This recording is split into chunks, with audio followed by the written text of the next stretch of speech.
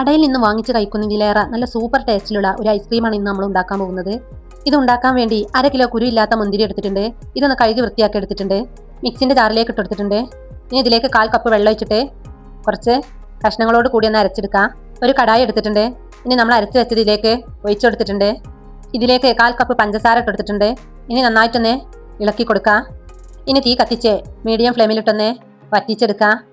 കൈ എടുക്കാതൊന്ന് ഇളക്കി കൊടുക്കാം. അപ്പോൾ ദാ ഇത് കുറുകി വന്നിട്ടുണ്ട്. ഇനി തീ ഓഫ് ചെയ്യാം. ഇനി അരമണിക്കൂർ ഇത് തണുക്കാൻ വേണ്ടി മാറ്റി വെക്കാം. ഒരു ബൗൾ എടുത്തിട്ടുണ്ട്. ഇതിലേക്ക് 1 കപ്പ് വിപ്പിംഗ് ക്രീം ഒഴിച്ചെടുത്തിട്ടുണ്ട്. ഇത് നന്നായിട്ടൊന്ന് ബീറ്റ് ചെയ്തെടുക്കാം. ഇത് നന്നായിട്ട് ബീറ്റായി വന്നതിന് ശേഷം ഇതിലേക്ക് 2 ടീസ്പൂൺ മിൽക്ക് മെയ്ഡ് കൂടി ചേർത്തെടുത്തിട്ടുണ്ട്. ഇനി നന്നായിട്ടൊന്ന് ബീറ്റ് ചെയ്തെടുക്കാം.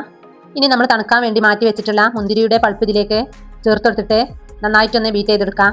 ഇനി മുന്തിരിയുടെ പൾപ്പ് ഇതിൻ്റെ മുകളിൽ കുറച്ചിട്ടെടുത്തതിന് ശേഷം ഒന്ന് ഇളക്കി കൊടുത്തിട്ട് നമുക്ക് ബോക്സിലേക്കൊന്ന് മാറ്റാം. അപ്പോൾ ദാ ബോക്സിലേക്ക് മാറ്റിയിട്ടുണ്ട്. ഇനി 3 മണിക്കൂർ ഒന്ന് ഫ്രീസറിൽ വെച്ചിട്ടൊന്ന് ഫ്രീസ് ചെയ്തെടുത്തിട്ടുണ്ട്.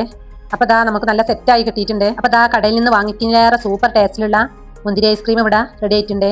അപ്പോൾ ദാ ഇനി നമുക്ക് ഗ്ലാസ്സിലേക്കൊന്ന് കുറച്ചെടുക്കാം. ഇനി അതിൻ്റെ മുകളിൽ കുറച്ച് ഇതിൻ്റെ പൾപ്പ് ഇട്ടെടുക്കാം. ഉണക്കമുന്തിരി 4 അതും ഇട്ടെടുത്തിട്ടുണ്ട്. അപ്പോൾ ദാ നല്ല സൂപ്പർ ടേസ്റ്റിലുള്ള മുന്തിരി ഐസ്ക്രീം ഇവിടെ റെഡി ആയിട്ടുണ്ട്.